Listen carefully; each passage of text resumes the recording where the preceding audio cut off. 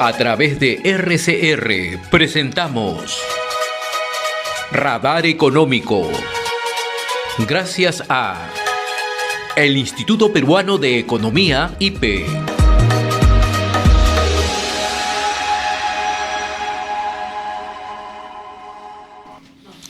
Es Radar Económico gracias al Instituto Peruano de Economía. Hoy vamos a abordar un tema de sumo interés, ¿no? En el Perú existe una cartera atrasada de minería formal por más de 30.000 millones de dólares. Y esto lo ha presentado un informe súper interesante del Instituto Peruano de Economía el último fin de semana, a través del diario El Comercio, ¿no? Para conversar sobre este tema justamente nos acompaña Stephanie Maite, economista senior del Instituto Peruano de Economía. Stephanie, qué gusto saludarte, gracias por acompañarnos, muy amable, gracias. Buenos días, José, gracias por la invitación. ¿Qué es lo que ha ocurrido? El cobre, que es el principal producto de exportación, en estos momentos tiene un precio de mucha expectativa en el mercado mundial, ¿no? Y esto se remonta desde el año 2019, incluso antes de la pandemia. Sin embargo, no hemos sabido aprovechar el precio alto del cobre. ¿Qué es lo que ha ocurrido? Y para luego ingresar precisamente a este estudio en sí, donde ustedes señalan que hay una cartera atrasada. Efectivamente, como mencionas, el precio del cobre, que es uno de nuestros principales minerales de exportación, se encuentra experimentando un precio bastante alto, bastante por encima en realidad de lo que se vio años previos a la pandemia del COVID-19. Está alrededor de un 60% por encima, de hecho, de ese promedio. Y esto en general genera un contexto favorable, o debería generar un contexto favorable para el Perú y el desarrollo de la minería formal dentro del país. Sin embargo, como mencionas, lamentablemente, pese a este ciclo positivo de precios, el país no está sabiendo aprovechar esta oportunidad y por el contrario tenemos una cartera de proyectos atrasada que, como mencionas, está valorizada en alrededor de 30.000 millones de dólares. De hecho, son alrededor de 23 proyectos de casi 50 que están ahora en cartera del Ministerio de Energía y Minas, los que se encuentran atrasados y afectados por este retraso. Como también te voy a comentar, algunos de los principales motivos por los cuales estos proyectos están retrasados se deben principalmente a, primero, la tramitología del sector, que está relacionado básicamente a los retrasos, las demoras, los aplazamientos, digamos, que tienen ciertos trámites administrativos que son necesarios para el desarrollo de la minería formal, pero también a un problema importante y que viene afectando sostenidamente a la minería en los últimos años, que es la conflictividad social. En el caso de la tramitología, para un poco graficar el efecto que tiene que dure este proceso mucho tiempo, comparativamente a otros países, ¿no? ¿Qué tanto nos afecta, qué tanto nos hace menos competitivos en relación a otros países? Sí. Bueno, para empezar, existen algunos trámites que tienen, establecidos, digamos, según la normativa, un plazo definido bajo el cual deberían durar o deberían ser procesados, aceptados, etcétera. Pero lamentablemente en el caso peruano, por un tema institucional o por algunos otros retrasos que en realidad vienen del lado del gobierno, esos plazos no siempre se cumplen y por el contrario se aplazan o se extienden 2 o 3 veces más de lo que deberían. En ese sentido, el trámite, digamos, normal que debería recurrir o que debería ejercer una entidad minera que esté interesada en invertir en el país, se demora muchísimo más. En comparativa, hay otros países que también son mineros, al igual que el caso de Perú, como por ejemplo Australia o Canadá, que tienen mucha mejor experiencia, digamos, y más herramientas para desarrollar esto de mejor forma. Les toma mucho menos tiempo. En ese sentido, evidentemente van a haber algunos inversores que van a preferir llevar su capital e invertir su dinero en estos países donde existen menores retrasos, menores trabas administrativas para el desarrollo de los proyectos. Como resultado de esto, efectivamente, como comentas, Perú pierde competitividad frente a estos otros países. Un reflejo de ello es, por ejemplo, la pérdida de puestos en el ranking del Instituto Fraser. El Instituto Fraser es un instituto que efectivamente hace encuestas anuales a algunos de los principales funcionarios de las empresas mineras más grandes del mundo respecto de su perspectiva o de su opinión de algunos aspectos fundamentales de los países mineros. Y lamentablemente, como te comentaba, en este contexto, en este estudio, Perú ha ido perdiendo relevancia o posiciones frente a otros países. Por ejemplo, el 2018, Perú se encontraba, digamos, entre los primeros puestos del ranking, superando ampliamente a varios otros países mineros.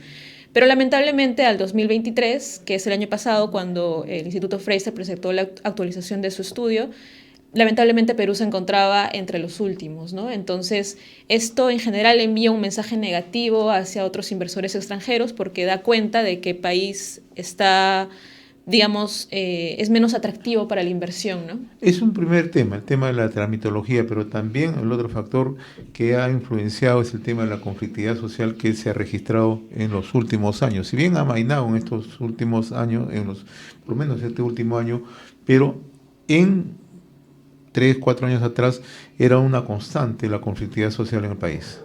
Sí. ¿Cómo nos ha afectado eso también? Bueno, primero porque, como bien dices, la conflictividad social ha sido un tema latente, lamentablemente, sobre todo desde el inicio de la pandemia, que expuso un poco más, digamos, las carencias y las brechas de la población en general. ¿Ya? Pero también porque la conflictividad no solamente afecta a las operaciones o, digamos, los proyectos que están a punto de desarrollarse, sino también porque afecta a operaciones que ya están en curso.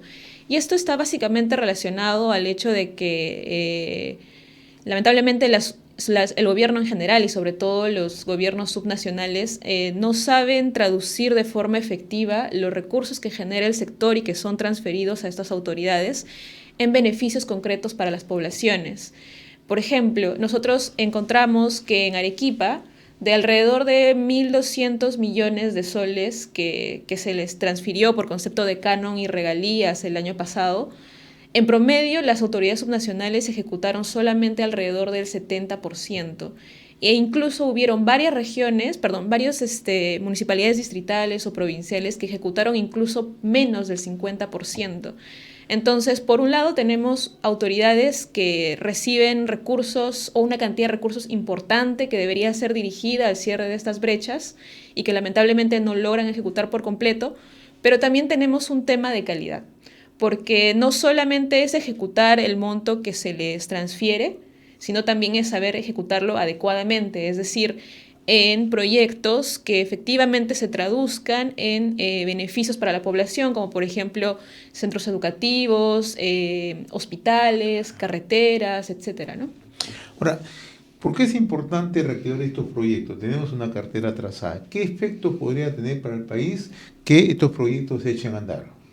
Sí, bueno, la minería en general es y siempre ha sido uno de los principales motores de crecimiento de la economía peruana.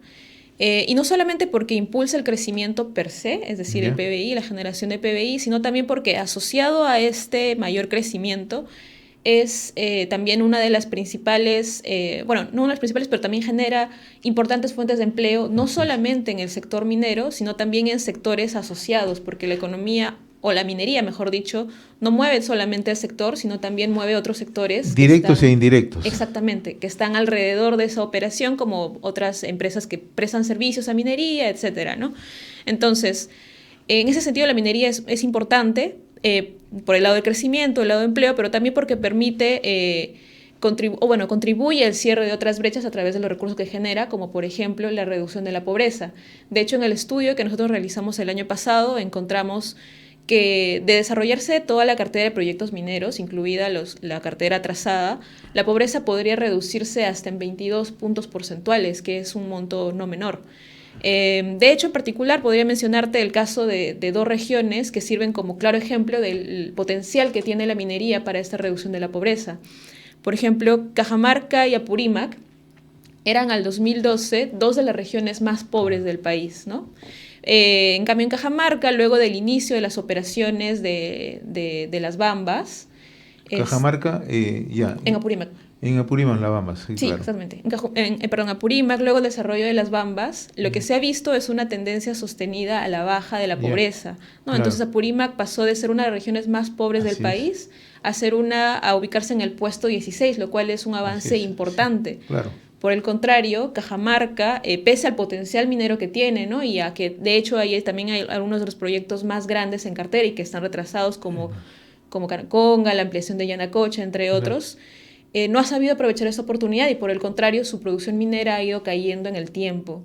Y ahora, al 2023, es la región más pobre del país y de hecho lo es por el segundo año consecutivo. Y pensar que en este momento Cajamarca tiene una potencialidad minera de alrededor de 16.000 millones de dólares, ¿no? Que bien podrían aprovecharse para este cierre de brechas. Sí, efectivamente. Como mencionas, de hecho, Cajamarca concentra la mayor parte del monto atrasado en la cartera de inversión minera.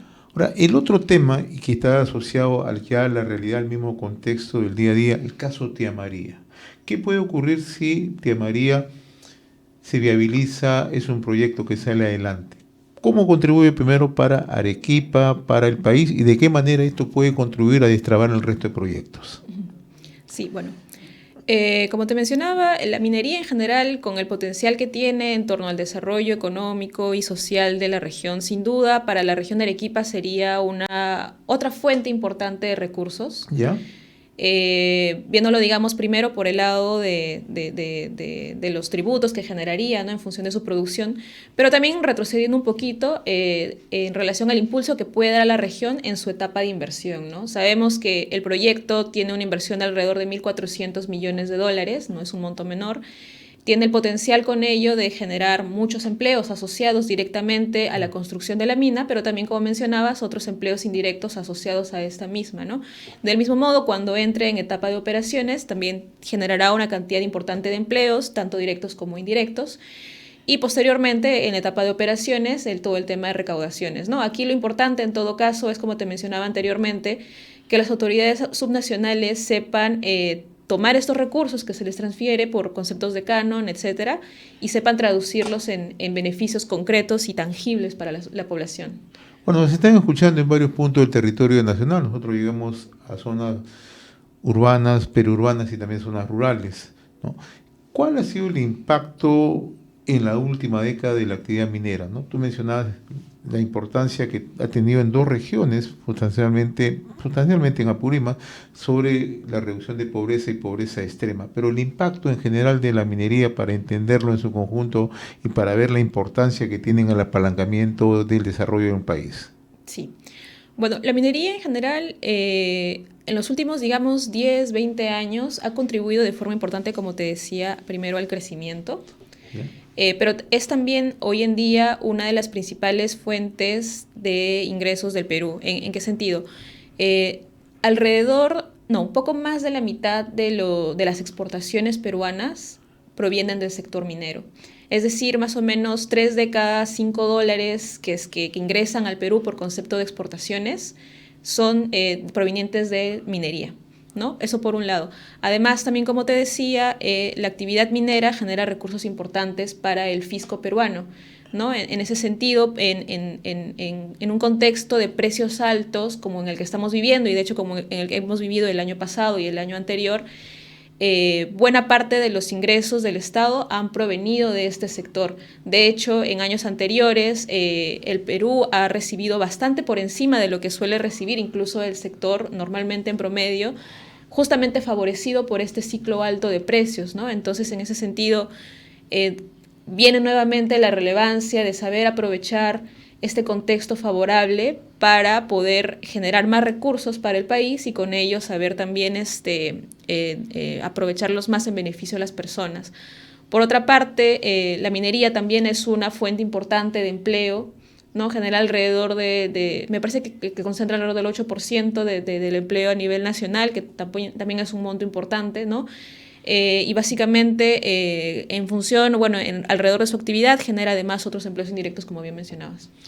O sea, una tarea pendiente en este momento de destrabar esos proyectos. Sería una iniciativa generada no solamente por la empresa privada, sino por el propio Estado, que tendría que acompañar estos megaproyectos. Sí, efectivamente. De hecho, ahí también recae un poco la importancia de destrabar o empujar adelante el proyecto de Tía María, porque efectivamente al ser un proyecto que ha venido, digamos, teniendo tantos problemas en los últimos años, ¿no? Y que se empuje y efectivamente se ejecute, envía un mensaje positivo hacia otros inversionistas en el sentido de que Perú tiene la voluntad y está trabajando en desarrollar estos proyectos y en buena forma podría incluso gatillar el desarrollo de otros que están en cartera, ¿no? Estefanía, yo te agradezco infinitamente la amabilidad que has tenido de acompañarnos en el bloque de Radar Económico, que siempre llega a través del Instituto Peruano de Economía, llegando a distintos puntos en el territorio nacional. Muy amable de tu parte, gracias. Muchas gracias. Estuvo con nosotros Estefanía Maita, economista senior del Instituto Peruano de Economía, en nuestra secuencia Radar Económico.